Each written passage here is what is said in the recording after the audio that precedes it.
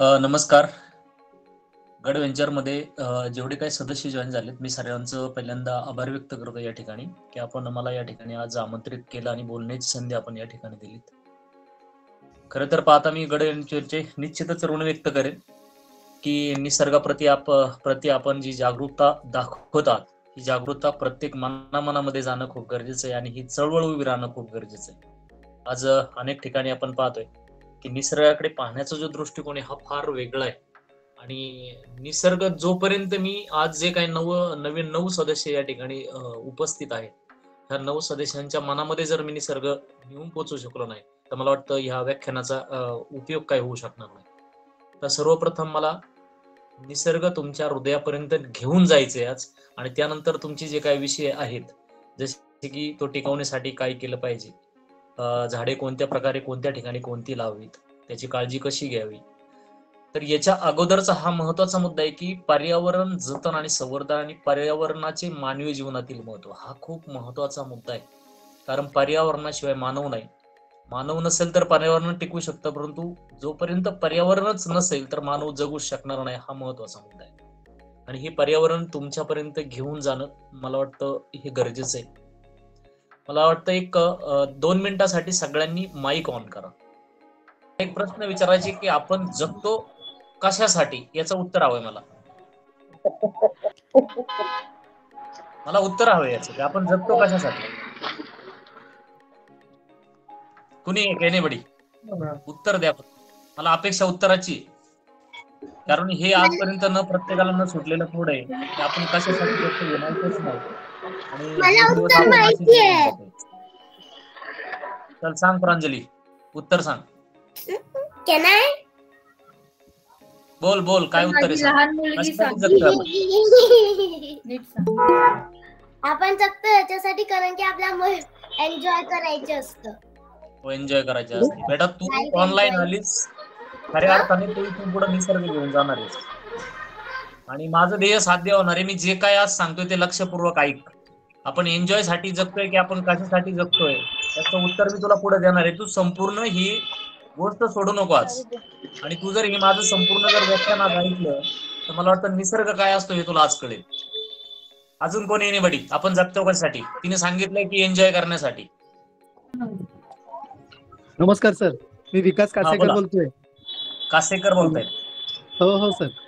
बोला. सर कसं आहे, आपण जगतो याच्यासाठी की म्हणजे आपल्याला लाईफ मध्ये पुढे जायचं असतं, आपला पण विकास करायचा असतो. त्याचबरोबर आपल्या कुटुंबाचा करता करता आपण समाजाचं पण काही देणं लागत असतो. त्याचप्रमाणे आपण आपल्या देशाचंही देणं लागत असतो. आणि मग हे असं करता करताच आपण जीवन जगत असतो आणि ते खरं जीवन असतं. नाही कशासाठी जगतो हे मला सांगायचं. मला फक्त एक थोडक्यात उत्तर द्या, एकच वाक्यात उत्तर द्या. कशासाठी जगतो? तसं तुम्ही बरोबर एक उत्तर दिलं की एन्जॉय साठी जगतोय. हॅलो कासेकरजी. हो सर. एक उत्तर द्या फक्त, एकच, एका वाक्यात एक उत्तर द्या मला. हॅलो. हा बोला. हा सर, आपण आपल्या जीवनाचा आनंद घेण्यासाठी जगत असतो. आनंद घेण्यासाठी, जीवनाचा आनंद घेण्यासाठी जगतोय. आपण सर्वजण मंदिरामध्ये जात असतो आणि पूर्वी या मंदिरामध्ये संपूर्ण सृष्टीचं चक्र आहे हे कसं जोपासावं याबाबत त्याच्यामध्ये सुंदर अशी माहिती दिलेली. जर प्रत्येक जण जर मंदिरामध्ये जात असेल तर मला वाटतं मंदिराच्या गाभाऱ्यामध्ये जर प्रवेश आपण जर करत असाल तर सगळ्यात पहिल्यांदा आपण डोकं मंदिराच्या असणाऱ्या उंबऱ्यावर टेकवतो, गाभाऱ्याच्या उंबऱ्यावर टेकवतो. आणि याच्यामध्ये विशेष एक बाब सांगण्याची आहे की ज्या मंदिराच्या गाभाऱ्यात जात असताना ज्या दरवाजाच्या उंबऱ्यामध्ये आपण हे डोकं टेकवतो त्याच उंबऱ्याच्या वर असणाऱ्या चौकटीवर गणेशाचं शिल्प असतं. आणि खाली उंबऱ्यामध्ये एक चित्र कोरलेलं असते. ते चित्र कोरलेलं असते राक्षसाचं, त्याची एक मूर्ती कोरलेली असते. आपण प्रत्येक जण जातो, गाभाऱ्याच्या आतमध्ये प्रवेश करण्याअगोदर आपण त्या राक्षसावर डोकं टेकवतो आणि ज्ञानाचं प्रतीक असणाऱ्या गणपतीला आपण अवॉइड करतो आणि आतमध्ये देवाला जाऊन दर्शन घेतो. प्रथम आपण ज्या उंबऱ्यावर डोकं टेकवतो त्या ठिकाणी जो असतो तो राक्षसाचं वास्तव्य असतं. आणि त्या राक्षस वृत्तीची माणसं आपल्याला जास्त प्रमाणामध्ये जन्माला आलेली पाहायला मिळतात. त्याचं कारण ते एकच. त्याच्यामध्ये पूर्वजांनी ह्या चौकटीमध्ये बरेचसे आपल्याला गोष्टी सांगून दिलेल्या आहेत की येणाऱ्या कालखंडामध्ये जर मानव ह्या चौकटीच्या बाहेर जर वागला तर येणाऱ्या कालखंडामध्ये मनुष्याचं जगणं फार मुश्किल होईल असं त्याच्यामध्ये एक संकेत दिलेला आहे.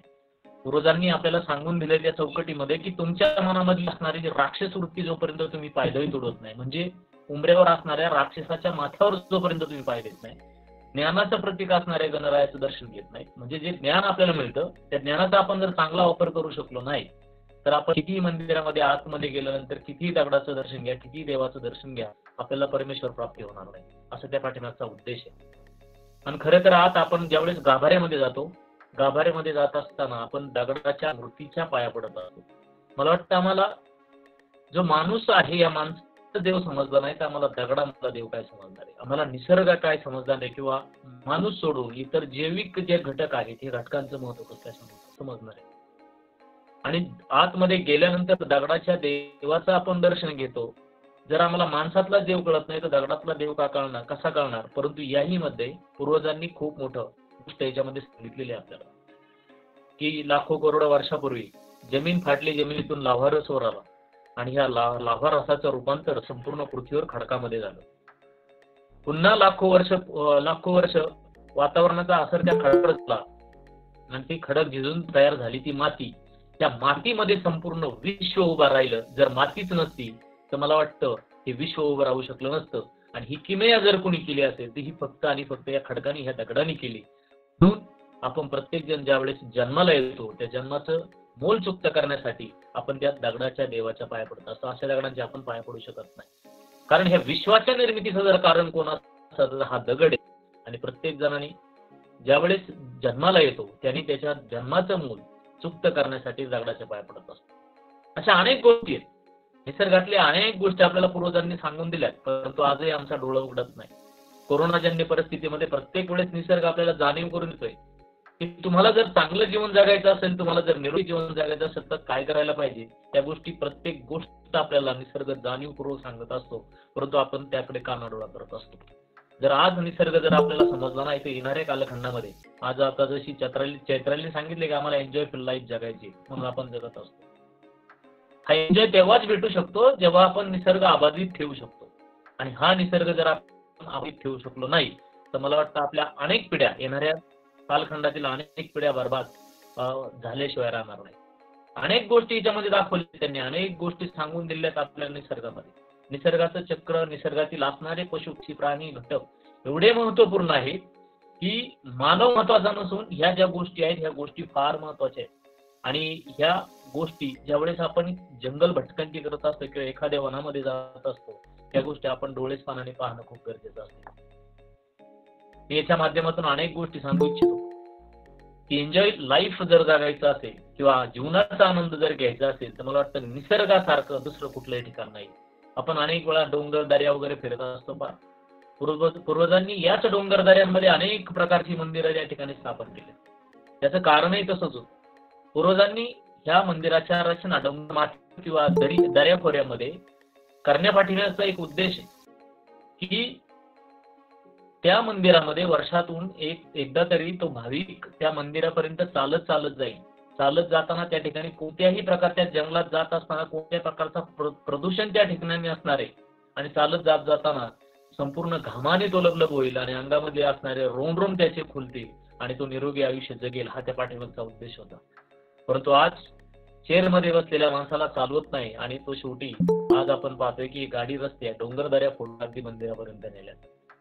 पूर्वजांनी ह्या संकल्पना सांगितल्या त्यात निरोगी आयुष्य जगण्यासाठीचे जे मार्ग होते त्यांनी ते त्या ठिकाणी निर्माण केले होते. परंतु आज आपण ते सगळं नष्ट करतोय, उद्ध्वस्त करतोय आणि निरोगी नाही रोगी जीवन आपण जगण्यासाठी कारणीभूत ठरतोय. हा त्या पाठीमागचा उद्देश आहे. मग त्याच्या पाठीमागे मी एक उदाहरण तुम्हाला, सुंदर असं एक उदाहरण देईन की सर्वांना आपल्याला मधमाशी माहीतच असेल. मधमाशी प्रत्येकाने पाहिली असेल की ती जीवनामध्ये कधी झोपत नाही आणि जेव्हा झोपते तेव्हा ती मेलेली असते. अगदी तिचं आळीचं रूपांतर जेव्हा होतं तेव्हापासून ती जागते तर मरेपर्यंत फक्त आणि फक्त कामच करत असते आणि ती तेव्हाच झोपते जेव्हा मेलेली असते. त्या मधमाशीवर एक सुंदर विधान शास्त्रज्ञ, जे थोर शास्त्रज्ञ होऊन गेले, आईन्स्टाईन यांनी लिहिले.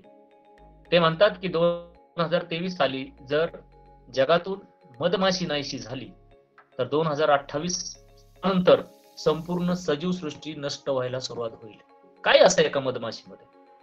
जर मधमाशी आज तुम्हाला समजली तर मला तर एक कीटक जर तुम्हाला समजला तर निसर्गातील प्रत्येक घटक आज तुम्हाला समजेल. मधमाशी काय करते जीवनामध्ये. मधमाशी गोड मध आपल्याला देते. मधमाशीचा डंक जर आपल्याला जर झाला तर आपल्याला जॉईंट पेन सारखी जी दर्द होतात, जॉईंट पेन होतात किंवा अंगदुखी होते, ही नाहीशी होते. ही ताकद मधमाशीच्या डंकामध्ये. आणि दुसरी गोष्ट, मधमाशीची शरीर रचना अशी की तिने बनवलेलं मध त्याला कधीच एक्सपायरी डेट नसते. आज आपण पाहिले की ज्या ज्या ठिकाणी मध सापडल्या 3-3 हजार वर्षापूर्वीच्या मध आपल्याला सापडल्या. कोणत्याही प्रकारची एक्सपायरी झालेली मध नाहीये. एवढं सुंदर ती मधमाशी करते. आणि ही मधमाशी संपूर्ण जगाला अन्नधान्य पुरवण्याचं काम करते. ते कसं? त्यांनी जे लिहिलेलं विधान आहे, आईन्स्टाईन यांनी लिहिलेले जे विधान आहे, हे फार महत्वपूर्ण आहे. की शेतकरी वर्ग ज्यावेळेस शेतीमध्ये धान्य पेरतो आणि ते धान्य पिकून ज्यावेळेस वर येतं, उगून येतं, आणि उगून आल्यानंतर त्या धान्याला फुलं येतात. त्या ठिकाणी 2 प्रकारची झाडाला फुलं येत असतात.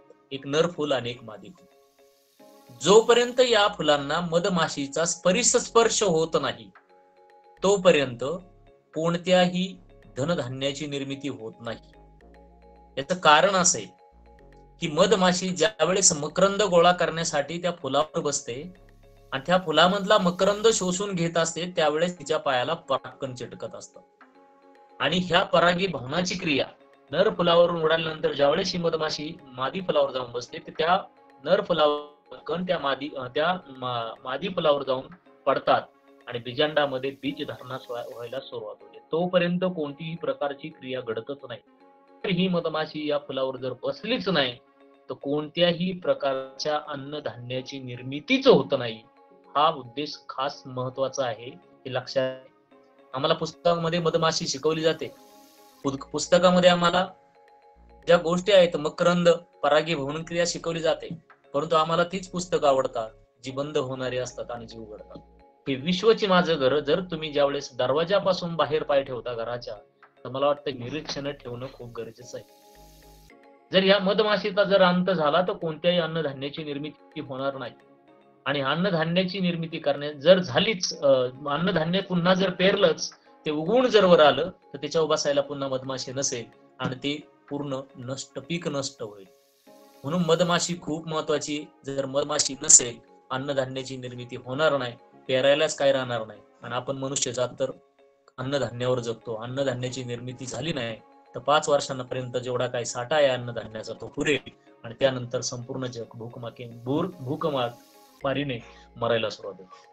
एवढं महत्वपूर्ण योगदान या मधमाशीचं आहे. जर एका कीटकाला जर एवढं महत्व असेल, विचार करा की बाकी घटकांना किती महत्व असेल. असा हा संपूर्ण जो भाग आहे हा खूप महत्वाचा आहे.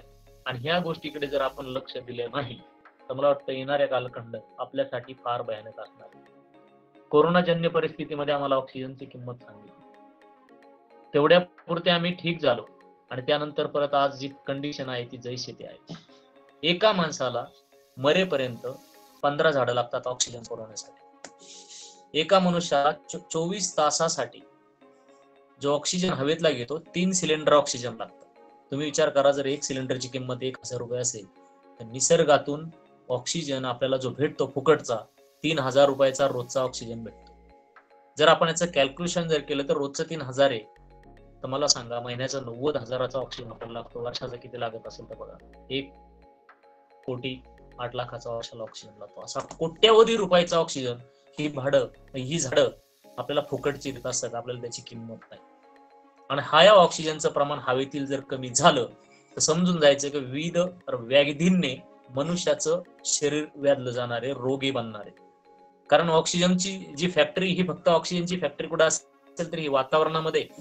आणि या वातावरणातला जर ऑक्सिजन टिकून ठेवायचं काम जर कोणी करत असेल तर फक्त आणि फक्त ही झाडे करतात. पहा फुकटचं काय काय भेटते आपल्याला. फुकटचं जीवन आपल्याला मधमाशीमुळे मिळतंय. फुकटचा ऑक्सिजन आपल्याला झाडांपासून मिळतोय. परंतु मानवाचं त्यांच्याकडे पाहण्याचा जो दृष्टिकोन आहे हा फार वेगळा. काय होतंय, कुणी करेल, तो करेल, मीच का करू, ह्या ज्या गोष्टी आहेत ह्या कुठेतरी थांबल्या पाहिजे. आणि ह्या झाडांचं महत्व आपण जाणून घेतलं पाहिजे.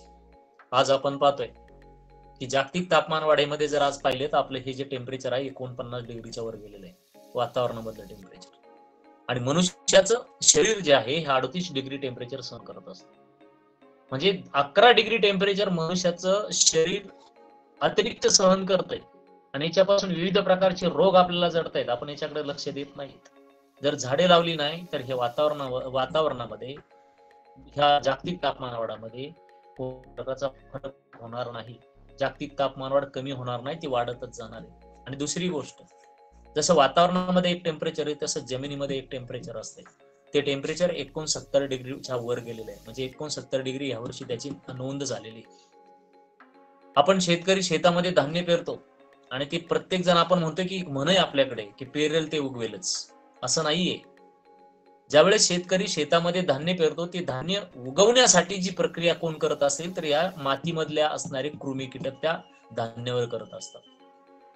आणि 69 डिग्री आजचं टेम्परेचर आहे, हे टेम्परेचर जर वाढलं तर भविष्यामध्ये मातीमध्ये असणारे कृमी कीटक अक्षरशः नष्ट होतील. तुम्ही जमिनीमध्ये किती धान्य पेरा ते उगवणारच नाही. आणि धान्यच जर येणार नसेल, उगवणार नसेल, तर माणसाची अवस्था कशी होईल ही गोष्ट विचार करण्यासारखी आहे. म्हणून प्रत्येकाने ह्या ज्या गोष्टी आहेत, जर वातावरणामधील बदल जर कमी करायचा असेल तर आपल्याला झाडं लावण्याशिवाय पर्याय नाही. माणशी 14 झाडं असणं खूप गरजेचं आहे. आज ती झाडं फक्त 4 राहिले, प्रत्येक माणशी 4 झाडं राहिले आणि विविध रोगांना आपण आव्हान देतोय. आज खरी गरज, खरी चळवळ अशी ही उभी राहणं खूप गरजेचं आहे.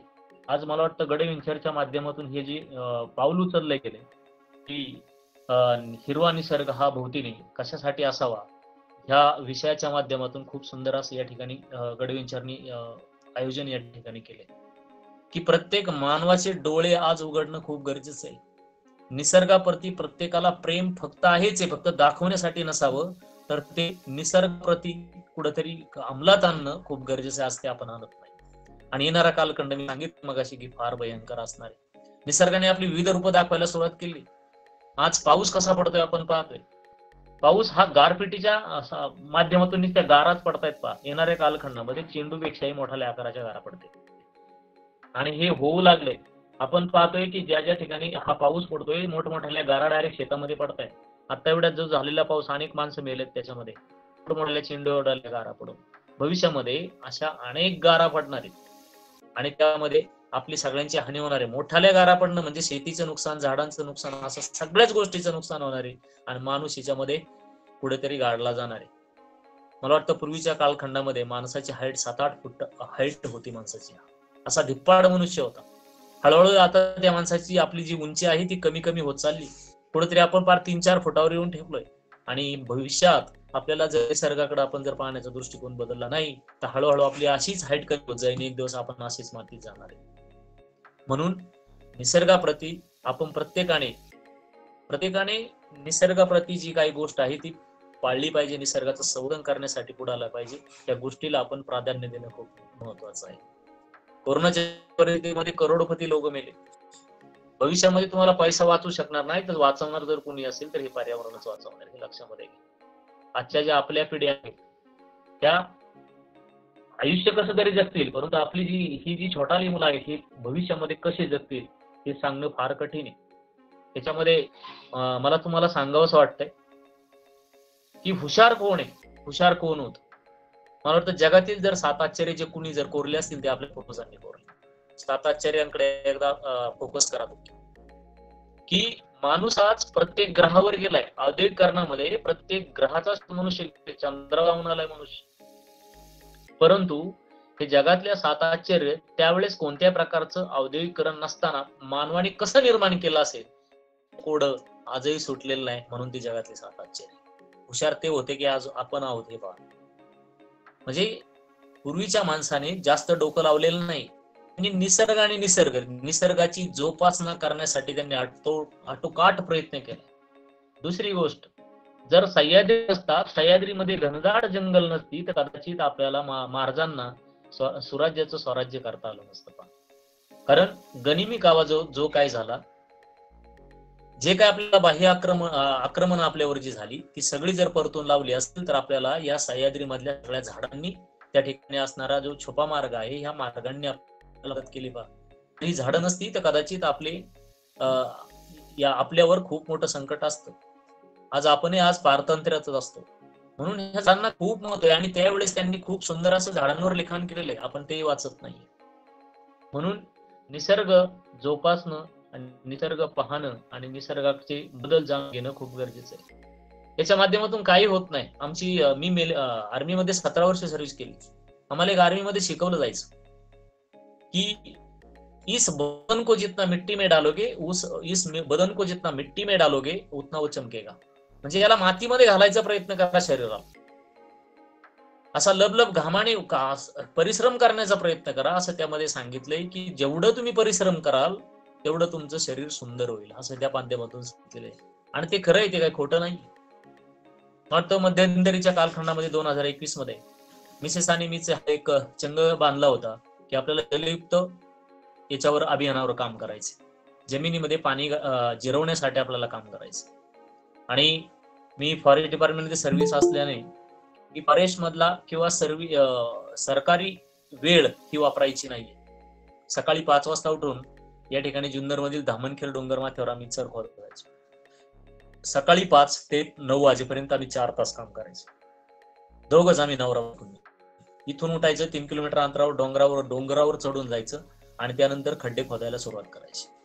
लगातार 60 दिवस आम्ही हे 70 जल शोषक तयार केले, मिसेसने आणि मी.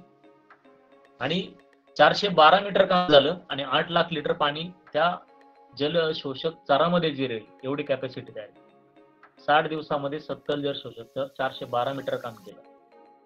त्याचं एकमेव तेच कारण होतं की 2 माणसं जर 70 चर निर्माण करू शकतात, तर 5,000, 1,000, 2,000 लोकसंख्या असलेलं गाव आपल्यासाठी पाणीच पाणी करू शकतं. हा त्या पाठीमागचा आम्हाला एक संदेश द्यायचा होता. परंतु त्या गोष्टीकडे लक्ष कोण देत नाहीत, वेड्यात जमात करतात लोक. म्हणजे तुम्ही एखादं संवर्धनाचं काम करायला जाय की लोक वेड नाव ठेवायला सुरुवात करतात. आमच्या बाबतीत तसंच घडलं, पण आम्ही त्या गोष्टीतून बाजूला झालो नाही. फांगुळगावान या ठिकाणी 5,000 झाडं आम्ही लावली होती. आणि त्यावेळेस झाडं लावल्यानंतर कोरोना आला. गावकऱ्यांनी सांगितलं एक सुद्धा झाड जगणार नाही. आणि मी चॅलेंज केलं मला की मी एक सुद्धा झाड मरून देणार नाही. आणि त्यावेळेस नेमकी कोरोना आला आणि कोरोनाजन्य परिस्थितीमध्ये एकही माणूस कोणाला भेटायला तयार नाही. म्हणजे कामगार कोणी भेटायलाच तयार नाही. इथून आम्ही रोज 30 किलोमीटर जायचं आणि 30 किलोमीटर यायचं. मिसेस आणि मी 60 किलोमीटरचा आमचा रोजचा प्रवास असायचा. 3,000 झाडांना खड्डे आणि त्यांना माती लावणे आणि त्यांना जगवण्याचं आम्ही त्यावेळेस काम केलं. आणि त्यावेळेस पावसाळा आल्यानंतर पुन्हा कुठे ओढा असेल, कुठे काय ठिकाणी जी झाडं लावून आम्ही 5,100 झाडं जगवण्याचा त्या ठिकाणी प्रयत्न केला आणि ती सक्सेस झाली. तुम्ही एकदा जर एखादा ध्यास घेतला, पर्यावरण जर तुम्हाला टिकवायचं असेल, पर्यावरण ध्यास खूप महत्वाचा आहे. जर पर्यावरणाकडे पाहण्याचा दृष्टिकोन जर आपण बदलला नाही, तर येणारा दिवस हा प्रत्येकाचा काळात असेल, असं मला या माध्यमातून सांगायचे. म्हणून पर्यावरणासाठी चळवळ उभी करणं खूप गरजेचं आहे. निसर्गामध्ये फिरत असताना मी फक्त मगाशी एक मधमाशीचं तुम्हाला एक उदाहरण दिलं की मधमाशी नसेल तर काय होतंय. तुम्ही विचार करा, आपण आज फक्त फुकटचा ऑक्सिजन घेतोय. आपण जर विचारलं झाडे कोण लावते, तर आपण सांगू शकत नाही, आपल्याला उत्तर सुद्धा कळत नाही. आपण म्हणते माणसं झाडे लावतात. मग तोडतो कोण? झाडे माणूसच तोडतो. पण हे सगळं वेगळं आहे. खरे जर झाडे कोण लावित असेल तर हे पशु पक्षी लावतात. म्हणून मंदिरामध्ये जेवढे काही देव आपल्याला दिसतात, या देवांची जी वाहने असतात ही पशु पक्षी असतात. आणि पूर्वजांनी ह्याच मंदिराची चौकट जी मगाशी सांगितली, त्याचबरोबर आतमधल्या देवाच्या असणारी जी वाहनं आहेत यांचे महत्व आपल्याला पूर्वजांनी सांगितले की प्रत्येक देवी देवतेचं हे पशु आणि पक्षीचं असते. त्याचं कारण हे पशु पक्षी का ठेवले? पूर्वजांनी सांगितलंय की हे पशु पक्षी जोपर्यंत ह्या पृथ्वी तलावर आहेत तोपर्यंत ही पृथ्वीवरली निसर्ग सौंदर्य अस्तित्वात राहणारे, अन्यथा या ठिकाणी असणारी संपूर्ण जैवविविधता नष्ट होते. म्हणजे पर्यावरणामध्ये जैवविविधतेमध्ये या पशु पक्ष्यांना खूप महत्वाचं स्थान आहे. कारण झाडं लावायची जर खरे जर झाडं कोण लावित असतील तर हे पशु पक्षी लावतात. लक्षात घ्या, आपल्या जीवनामध्ये हे पशु झाडे लावतात, परंतु त्यामध्ये वळवण्यासारख्या गोष्टी आहेत, नष्ट करण्यासारख्या गोष्टी आपण करतो, वनवे लावतो आणि याच्यामध्ये अनेक प्रकारची जैवविविधता नष्ट होते. अनेक या ठिकाणी जीव मारले जातात. आणि म्हणून पूर्वजांनी ह्या जवांना वाहन हे पक्षांचे दिले. त्याचं कारण आहे की जोपर्यंत पृथ्वीवर ही वाहन आहे तोचपर्यंत पृथ्वी अस्तित्वात राहणार आहे आणि पृथ्वीवरील प्रत्येक जैवविविधतेचा विनाश होणार आहे. का? कारण हे प्राणी, हे पक्षी कुठेतरी फळं खातात, त्यांच्या बिया पोटात जातात आणि विष त्या बिया पुन्हा या जंगलामध्ये पडतात आणि त्याचे झाडाची पंचत होतात. खरं पशु पक्षी झाडे लावतात का? तर हे संपूर्ण झाडे लावायचं काम हे पशु पक्ष्यांकडे दिलेले आहे. पहा किती महत्वाचा विषय आहे. आणि हे पशु पक्षी जर टिकवले नाही तर येणाऱ्या कालखंडामध्ये जंगले उद्ध्वस्त होतील. कारण माणूस झाड लावतो, फक्त लावतो सेल्फीसाठी, पण जगवायचं काम तो करत. आणि ही जर झाडं जगवायचं जर करत असेल तर हे पशु आणि पक्षीच करतात. म्हणून पशु पक्षी जगणे खूप गरजेचे आहे, त्यांचं संवर्धन होणं खूप गरजेचं आहे आणि त्यांच्यासाठी वेगवेगळ्या प्रकारची झाडं लावणं आपल्यासाठी फायद्याची गोष्ट आहे. म्हणजे याच्यामध्ये तुमचा प्रश्न आहे की कोणत्या भागात कोणती झाडे लावावी. आपण भटकंती करत असताना आपण त्या ठिकाणी ती कोणत्या प्रकारची झाडे, कोणत्या प्रजातीची झाडे त्या एरियामध्ये आहेत ते पाहणं खूप गरजेचं आहे. स्वदेशी झाडांचा वापर करणं खूप गरजेचं आहे, लागवड करणं खूप गरजेचं आहे. त्या भागामध्ये जेवढ्या काही प्रकारच्या आपल्याला स्पेसीस आढळतात, प्रजाती आढळतात, त्याच प्रजातीची झाडं त्या ठिकाणी लावणं खूप गरजेचं आहे. का? कारण निसर्गाचं आणि वातावरणाचं एक वेगळंच नातं आहे. प्रत्येक झाड त्या ठिकाणी ते वातावरणागणिक उगवलेलं आणि त्या ठिकाणी आलेलं असतं. त्या ठिकाणची लिस्ट तयार करायची की ह्या परिसरामध्ये कोणती झाडे आढळतात आणि त्याच प्रकारची झाडं त्या भागामध्ये लावली तर ती जगतात. पहिली गोष्ट, त्या ठिकाणी असणारी जी झाडं आहेत त्यांच्या बिया गोळा करा. आता मिसेसने आम्ही तोच प्रकल्प हाती घेतला की या आमच्या परिसरामध्ये ज्या प्रकारची झाडं भेटतात त्या झाडांच्या आम्ही बिया गोळा करतो. पावसाळा येण्या अगोदर, अगदी आठवडाभर, आपल्याला माहिती जुलैमध्ये साधारणतः पाऊस सुरू होतो आणि पावसाळा येण्या अगोदर त्या झाडांच्या ज्या बिया आहेत गोळा केलेल्या त्या कुठेतरी डोंगर दऱ्यांमध्ये टाकत चालू किंवा तुम्हाला वेळ असेल तर तुम्ही लावत आला. हा खूप महत्वाचा विषय की नाही तुम्ही 100 जरी बिया लावल्या त्यातली एक जरी झाड फुलं तरी मला तो साध्य झाला. हा त्या पाठ्यामध्ये मी दरीच्या दऱ्याखोऱ्यामध्ये आम्ही भटकंती करत असताना अशा अनेक प्रकारच्या बिया फेकत असताना लावत असतो. परंतु होतंय काय की वनवा लावला की ह्या वर्षी उगवलेली झाडं त्या वनामध्ये जळून जातात. अक्षरशः आपले हे जे डोंगर ओढके दिसतात त्याची कारण ती की ह्या वनव्यामध्ये ती झाडे नष्ट होतात. पुन्हा दुसऱ्या वर्षी ती झाडं लावायला लागतात. पुन्हा त्या वर्षी वनवा लागला ती झाडं मरतात. डोंगर अक्षरशः बोडक्या होण्याचं कारण तेच आहे. आणि जागतिक तापमान वाढ जी होत असेल त्या पाठीमागचं कारण आहे. ही जागतिक तापमान वाढ कशी वाढत चाललेली त्याची तुम्हाला सांगितलं. शेती नष्ट होणार आहे. अनेक प्रकारच्या विविध प्रकारच्या पर्यावरणावर असर होऊन पाऊस एक तर एवढा पाऊस प्रचंड पडणार, गारपिटीसारखा पाऊस पडणार किंवा एक ओला दुष्काळ होणार, याचा कोरडा दुष्काळ होणार. अशी अनेक गोष्टी आपल्याला पुढे भविष्यामध्ये पाहायला मिळणार आहे. आणि म्हणून त्या गोष्टी करताना, पर्यावरणामध्ये फिरत असताना, त्या भागामध्ये फिरत असताना त्या प्रकारचे वृक्ष आपल्याला त्या ठिकाणी दिसतात. त्याच वृक्षांच्या बिया गोळा करा आणि त्याला लावण्याचा प्रयत्न करा. जास्त करून सीडबॉल तयार करून टाकण्याचा प्रयत्न करू नका. सीडबॉल आपण पुढे वापरतो ज्या ठिकाणी आपण पोहोचू शकत नाही. एखादा ढाळ असेल, दरीसारखा भाग असेल, त्या दऱ्यामध्ये आपण हे सीडबॉल फेकत असतो कारण आपण ते लावू शकत नाही. कारण सीडबॉल जर आपण 100 बिया जर तयार केल्या सीडबॉलच्या आणि जर आपण फेकले तर त्याच्यामध्ये मुश्किलने 1-2 झाडं उगतात. म्हणजे 90%-99% हे सीडबॉल फेल होतात. का? तर आपण बॉल बनवत असतो, ते बॉल बनवत असताना एकदा का त्या बीला ओली लागली त्याच्यामध्ये पूर्ण अंकुर फुलायला सुरुवात आणि तो अंकुर आपल्या आतच वाळला का वाळून जातो. ते परत काय उगवत नाही. म्हणजे 99% सीडबॉल हे फेल उगवत नाही. पाहिजे तुम्ही घरी ट्राय करून पहा. सीडबॉल तयार करा आणि स्वतःच्याच शेतामध्ये किंवा कुंडीमध्ये ते लावा. तुमच्या लक्षामध्ये येईल की आपण ते सीडबॉल बनवले ते फेल. म्हणून जास्त करून बिया गोळा करा आणि बिया फेकण्या किंवा बिया लावण्याचा प्रयत्न करा, जेणेकरून त्या ठिकाणी उगवलेल्या झाडाला पुन्हा पाणी घालायची गरज पडणार नाही. कारण ती परिस्थितीमध्ये उगवलेलं असतं. आपण नर्सरीमध्ये रोपे तयार करतो आणि ती रोपे ज्यावेळेस आपण बाहेर जाऊन लावतो त्यावेळेस आपल्याला त्याला पाणीच घालावं लागतं. त्याचं कारण ते की आपण त्याला पाणी घालून जगलेलं असतं. आपली सवय लागली असते, पाण्याची सवय लागली असते. आणि ह्या जर बिया स्वतःहून उगल्या त्या ठिकाणी त्याला पाणी घालायची आवश्यकता पडत नाही. त्याचं कारण की त्या ठिकाणचा असणारा ओलावा आणि त्या परिस्थितीमध्ये जगलेला माणूस. श्रीमंत माणूस गरीबाच्या घरी 2 दिवस राहू शकत नाही लक्षामध्ये, परंतु गरीब माणूस श्रीमंत राहू शकतो. म्हणजे जंगलातील आणलेलं रोप, काढून आणलेलं रोप आपल्या शेतामध्ये होऊ शकतं, परंतु आपल्या शेतामधले उपटलेलं रोप आपण जंगलात लावलं त्याला आपल्याला पाणी घालायची गरज पडते. म्हणून ज्या गोष्टी आहेत ह्या फार इम्पॉर्टंट आहे आणि ह्या महत्वपूर्ण गोष्टी आहेत ह्या आपण लक्षात घेणं खूप गरजेचं आहे. जंगलात अनेक गमती आहेत. जंगल फक्त आनंद घेण्यासाठी जंगल नाहीये, जंगलाचा अभ्यास करणं खूप गरजेचं आहे. समजा तुम्ही एखाद्या जंगलामध्ये फिरायला गेलात, एखादा किल्ला पाहायला गेलात, त्या डोंगरावर तुम्ही आहात आणि असं वाटतंय की आता पूर्ण आभाळ भरून गेले, थोड्या वेळातच पावसाला सुरुवात होणार आहे असं जर तुम्हाला वाटत असेल तर त्याच्यामध्ये एक निरीक्षण मी तुम्हाला म्हणतो. पाऊस पडणार हे निसर्गाची रचना आणि ह्या प्राण्यांना सिक्स सेन्स एवढे असतात. आज आपलं हवामान खातं फेल होतंय की पाऊस पडेल की नाही, आपला हवामान खाता अंदाज देतं आणि त्या दिवशी पाऊस पडत नाही. परंतु पाऊस पडेल की नाही हे ओळखायचं कसं मी तुम्हाला सांगतो.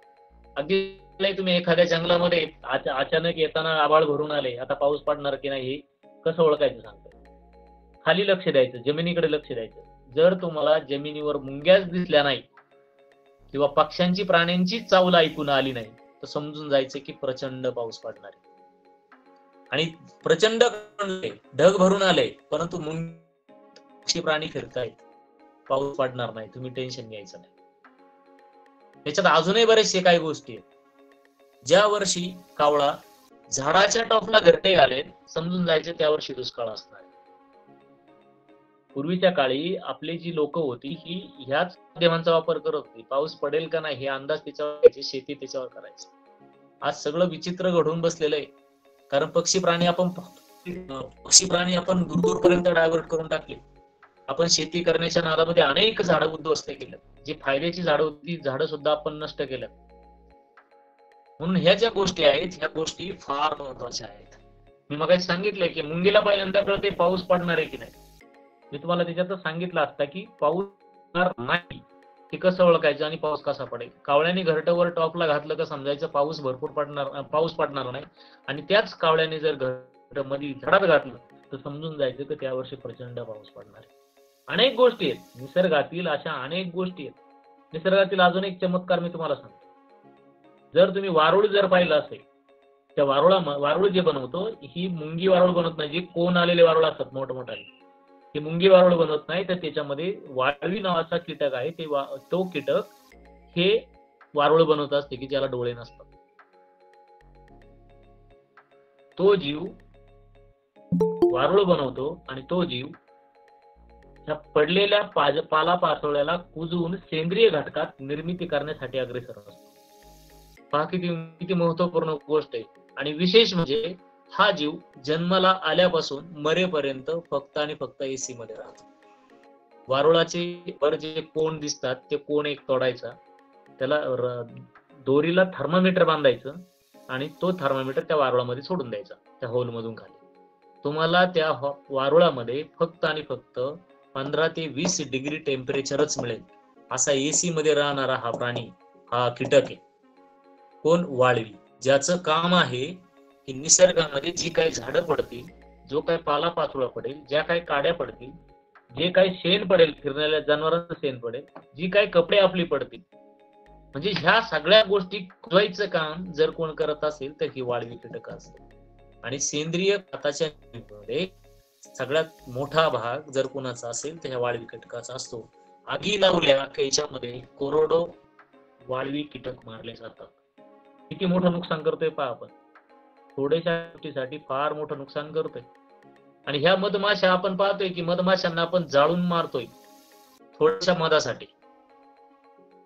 आपण आपलं पोट भरण्यासाठी अनेक कीटक मारतोय, शेतकऱ्यांना नाही आपणच आपल्या पायावर कुऱ्हाड मानून घेतोय, हे आपण विसरून जातोय. त्याच्यामध्ये या प्रत्येक गोष्टीचं आपण निरीक्षण करणं खूप गरजेचं आहे. आपण फक्त जंगल भटकंती न करता जर आपण जंगलाची जर निरीक्षण जर केली तर मला वाटतं या माध्यमातून अनेक गोष्टी आपल्याला पाहायला मिळतील. म्हणून जंगलाचं निरीक्षण करणं खूप गरजेचं आहे. आणि जंगलाचं निरीक्षण करत असताना ह्या ज्या गोष्टी मी तुम्हाला आता एक वर्बली सांगतोय की कशाचं निरीक्षण काय, कशाचं कार्य कसं आहे. याच्यात खारुताईची गोष्ट तुम्हाला माहित असते. ती खारुताई कुठेतरी एक फळ तोडून आणते आणि तिचं पोट भरलं की ती फळ काय करते, गाडून ठेवते आणि विसरून जाते. कालांतराने पाऊस पडतो, त्या फळातल्या बिया रुजतात आणि झाडे उगतात. किती किमया आहे मोठी फळ. आपण झाडत नाही, झाडे लावतात ते फक्त आणि फक्त पशु आणि पक्षीच. आपण फक्त ऱ्हास करतो. पृथ्वी तलावावर पैशावर जगणारा एकमेव जीव म्हणजे मानव. आणि जो जीव पैशावर जगतो तो जीव आत्महत्या करतोय, हे लक्षामध्ये घ्या. 84 लक्ष कोटी योनीमध्ये फक्त मानव असा एकमेव जीव आहे की तो सगळ्यात मोठ्या ऱ्हासाला कारणीभूत ठरतोय. आपल्या पृथ्वीचा जर नाश करणार जर कोणी असेल, हा फक्त आणि फक्त मानव असेल. मला वाटतं कधी कोणत्या पक्षाने प्राण्याने आत्महत्या केलेली नाही, किंवा आपल्या ऐकण्यात येत नाही की या पक्षाने आत्महत्या केली, या पक्षाने फाशी घेतली, या प्राण्याने फाशी घेतली. आणि ह्या पक्ष प्राण्यांना आपण यांना धोक्यामध्ये आज घेऊन येतोय का? आम्ही थोडासा आनंद घेण्यासाठी ज्यावेळेस जंगलामध्ये जातो, थोडासा आनंद घेण्यासाठी आम्ही किंवा एखादा गडकोट किल्ले पाहायला जातो, तर आमच्या खिशामध्ये आमचं पोट भरण्याची काही साधनं असतात, चॉकलेट असतात, बिस्किटचे पाकिट असतात, पाण्याच्या बाटल्या असतात, ज्या जड असताना आम्ही सहज घेऊन जातो, परंतु मोकळ्या झाल्या की आम्ही त्या निसर्गाच्या हवाले परत मागे येतो. आम्ही आनंदाने चॉकलेट उघडून खातो आणि चॉकलेटचा कागद तिथेच फेकतो. आम्ही आनंदाने पोट भरण्यासाठी बिस्किट ओपन करतो आणि बिस्किटचा कागद तिथेच टाकून देतो. याच्यापासून काय होतं हे मला सांगायचं की आपण टाकलेला चॉकलेट, आपण टाकलेला बिस्किटचा कागद, त्या प्राण्यांना जे स्मेल येतो, ते प्राणी त्यांना वाटतं की खाण्याची वस्तू आहे, अक्षरशः प्लास्टिक खातात आणि ते प्राणी फुगून मारतात. म्हणजे आपण जाताना ऱ्हासच करतोय, लक्षात ठेवा. म्हणून हे गडकोट फिरायला जात असताना, जंगल फिरायला जात असताना कोणत्या प्रकारच्या प्लास्टिकची बाटल, चॉकलेटच्या असणारे कागद, जे काय असेल, वेफर्स असेल, कोणताही असू द्या, जेवढा कचरा आपण सोबत नेलाय, जेवढे आनंद आहे तेवढाच कचरा मागे आणण्याचा प्रयत्न करा. जर आपण डिसिप्लिन जर पाळलं, मला वाटतं की निसर्गासाठी खूप मोठं काम आपल्या हातामध्ये आहे. आपण म्हणतो देश सुधारण, देश सुधारण, देश सुधारण. देश सुधारवणारे कोण आहे? आपण. प्रत्येकाने जर ह्या गोष्टी जर पाळल्या तर मला वाटतं देश सुधारायला वेळ लागणार नाही. मला वाटतं आज आपल्या 7-8 जेवढे काही आपले 21 मेंबर आहेत या ठिकाणी व्याख्यान ऐकतात, 21 मेंबरनी जरी ह्या गोष्टी जरी अंमलात आणल्या तर मला वाटतं खूप मोठा निसर्गाला आधार भेटेल. की तुम्ही ज्यावेळेस निसर्गाकडे जात असताना कोणत्याही प्रकारचा प्लास्टिक कचरा आपल्या हातून होणार नाही, किंवा ज्या ठिकाणी आपण फिरायला जातो त्या ठिकाणी एक प्लास्टिकची बॅग जरी तुम्ही घेऊन गोळा करून घरी तरी त्याचा फायदा होईल. त्या ठिकाणी त्या गोष्टी पडलेल्या आहेत प्लास्टिकच्या, त्या ठिकाणी जागोजागी ठेवल्या, तो एखादा चॉकलेट कागद उचलून जरी आपण डस्टबिन मध्ये टाकला तर निसर्ग संवर्धन घडलं असं निश्चितच होईल. मी 17 वर्ष देश सेवा केली. देश सेवा म्हणजे सीमेवर जाऊन लढाई करणं असं नाही. तुम्ही एक कागद उचलून जरी चॉकलेटचा त्या डस्टबिन मध्ये जरी टाकला तर तुमच्या हातून ती सेवा घडली असा त्याचा अर्थ होतो. फक्त शिवर जाऊनच देश द्यावे लागते असं नाही, तर तुम्ही घरी राहून सुद्धा देश त्या पाठीमागचा उद्देश आहे. म्हणून संवर्धनाकडे लक्ष देणं खूप गरजेचं आहे. आज आमचा विषयच तो आहे. पुढे पक्षी प्राणी पुढं जखमी झाला त्याला नीट करायचा प्रयत्न, विहिरीमध्ये एखादा प्राणी पडलाय त्याला काढण्यासाठी प्रयत्न, त्याला वाचवण्याचा प्रयत्न. त्यांच्यामुळे आपलं जीवन आहे, आपल्यामुळे त्यांचं जीवन नाही. प्राणी पक्षी जर आपण जगवले तर निसर्ग बाधित राहण्यासाठी मदत. तुम्हाला प्राणी आणि पक्षी आले, प्राणी पक्षी जर कुठे अपघातामध्ये गेले असतील तर त्याबाबत तुमच्या जवळ असणाऱ्या फॉरेस्ट डिपार्टमेंटला किंवा पक्षी मित्रांना किंवा प्राणी मित्रांना रिपोर्ट करून जरी सांगितलं तर तुमच्या हातून एक प्राण्याचा जीव वाचला तरी तुमच्या हातून खूप मोठं देशकार्य झालं, असा हा त्या पाठीमागचा उद्देश. म्हणून निसर्गाकडे मी मगाशी सांगितलं की निसर्गाकडे जे वेगळ्या पद्धतीने पाहा तेवढा निसर्ग तुम्हाला पाहायला भेटेल. आता मी याच्यामध्ये एक प्रश्न अजून तुम्हाला करेन. त्या घरामध्ये साप निघते याचा अर्थ असा आहे की तुम्हाला सांगतोय की तुमचं घर साप नाही. साप तुम्हाला चावायला आलेला नसतो. तुमच्या घरामध्ये कुठेतरी उंदीर बेडूक घुस खायला आले, तुमचं घर साफ करून द्यायला आलं असतं, स्वच्छ करायला आलेला असतो तो, आपण त्याला मारून टाकतो. म्हणजे पशु पक्षी आणि मला तुम्ही जुन्नर तालुक्यातील जेवढे काय भटकंती केले, अगदी मी 8-8 तास जंगलामध्ये जुन्नरमध्ये, परंतु एकाही पक्षाने, एकाही प्राण्याने, एकाही कीटकाने मच्छर सोडला तर मला दंश केला नाही. म्हणजे आपल्या मनातील भाषा त्या पक्षी आणि प्राण्यांना कळत असते. आमच्या शिवनेरी किल्ल्यावर ज्यावेळेस 300 माणसांवर माशांचा हल्ला केला, मी हे का सांगतोय, भटकंतीमध्ये ह्या गोष्टी खूप महत्वाच्या. तुम्ही जर वेगवेगळ्या प्रकारचे परफ्यूम चालून जाणार असाल, तुम्ही जर जोरात गोंगाट करत जात असाल, तर याचा अर्थ असा आहे की आपण पशु पक्ष्यांना डिस्टर्ब करतो, तिथे राहणाऱ्यांना आपण डिस्टर्ब करतोय. आपल्या घराच्या डीजे वाजला तर सहन नाही, तर आपला आवाज या पशु पक्ष्यांना कधीच सहन होत नाही. म्हणून जंगलामध्ये भटकंती करत असताना, जंगला निरीक्षण करत असताना कधीच आवाज करू नका, कारण ते त्यांचं घर असते, आपण त्यांना डिस्टर्ब करू.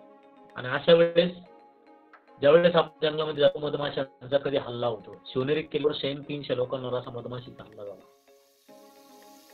त्याच्यापैकी 51 माणसाला मधमाशी अक्षरशः तोडून काढलं आणि त्यांना आम्ही ॲम्ब्युलन्स घेऊन ग्रामीण रुग्णालयामध्ये जुन्नरमध्ये आलो. 250 लोक, 250 लोकांना फक्त जाऊन मार्गदर्शन केलं की कानात आलेल्या मधमाशीला तुम्ही हात अजिबात झटकायचा नाही, तिला काय गुणगुण करायची तेवढी गुणगुण करू द्या. त्या ठिकाणी टोटली इंस्ट्रक्शन दिले आणि संपूर्ण उठलेल्या मधमाशांमधून 250 आम्ही सेफ आतमध्ये बाहेर घेऊन आलो. एकही मधमाशी त्यांना चावू नये.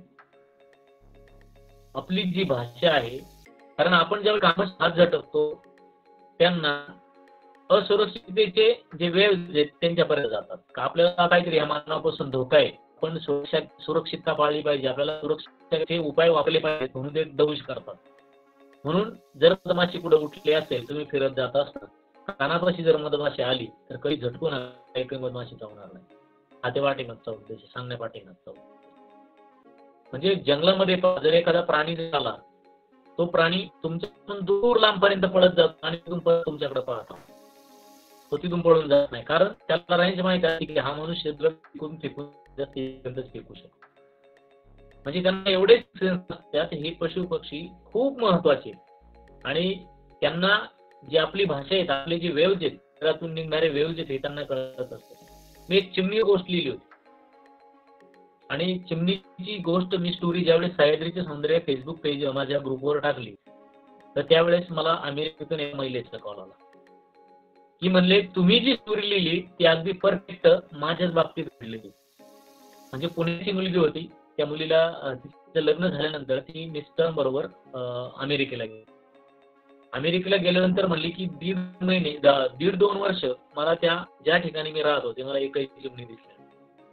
रात्री साधारणतः मी एक 8:30च्या सह्याद्री सौंदर्य फेसबुक ग्रुपवर पोस्ट आणि पोस्ट केल्यानंतर 11:30च्या आसपास मला त्यांचा फोन आला. तिकडे तुम्ही जी स्टोरी लिहिलेली आहे ही तंतोतंत माझ्याशी जुळते. म्हटले मी ज्यावेळेस अमेरिकेमध्ये गेले 1.5 ते 2 वर्ष मला एक चिमणी दिसली आणि 2 वर्षानंतर मला एक चिमणी दिसली. मला एवढा आनंद झाला का, तर माझ्या वडिलांनी पुण्यामध्ये माझ्या घरा शेजारी बाग लावली, त्या बागेत असंख्य चिमण्या यायच्या, परंतु मला अमेरिकेमध्ये चिमणी बघायला भेटली नाही. फार दुःखी होते, मला एकही पक्षी त्या भेटत नव्हता. आणि ज्यावेळेस एक चिमणी दिसली तर मी तिला दाणे टाकायला सुरुवात केली. त्यानंतर मी 1 महिन्यानंतर एका चिमणीच्या जागी 2 चिमण्या, असे 2 वर्ष गेले आणि 2 वर्षानंतर चिमण्या त्या ठिकाणी 60 ते 70 चिमणीचा थवा निर्माण झाला.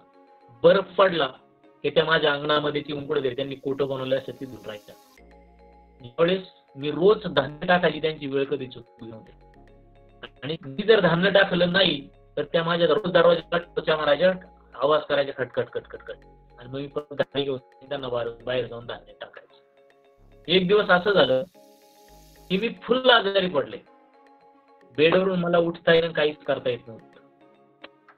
पण जेवढे दिवस मी 7 दिवस बेडवर होते, 7 दिवस एकाही चिमणीने कधीही दरवाजा वाजवला नाही. आणि ज्या दिवशी मी उठून बेडच्या खाली पाय ठेवला त्याच दिवसापासून चिमण्यांनी परत दरवाजा ठक ठक ठक ठक वाजवायला सुरुवात केली. कसं काय कळलं म्हटले त्यांना की आजारी होते. म्हणजे ह्या ज्या गोष्टी आहेत ह्या गोष्टी पशुपक्ष्यांना खूप कळत असतात. मी सांगितलंय की त्यांना सिक्स सेन्स एवढे असतात, त्यांना वेव्ज एवढे कळत असतात की आपल्याला काहीच कळत नाही. म्हणून पशु पक्षी फार महत्वाचे. मध्ये आजकाल आपण पाहतोय अनेक प्रकारच्या शिकारी होतात आहेत. रानडुक्करा सारख्या प्राण्याच्या शिकारी आपण जंगलामध्ये ऐकतो नेहमी होतात. आपल्याला तो त्रासदायक ठरतो प्राणी, परंतु शेतकऱ्याचा मित्र जसा बैल आहे तसा वनांचा मित्र हा डुक्कर आहे, रानडुक्कर आहे. कारण तो काय करतो की त्याच्या खुराने माती उपसित चालतो आणि ज्या झाडाखाली तो माती उपसित असतो त्या झाडाखाली पडलेल्या तो त्या खुराने उखरलेल्या माती खाली काढत जातो त्या गाडलेल्या पाऊस पडला की त्या ठिकाणी उगून येतात पहा. ती जंगल ही अशी तयार होत नाहीत.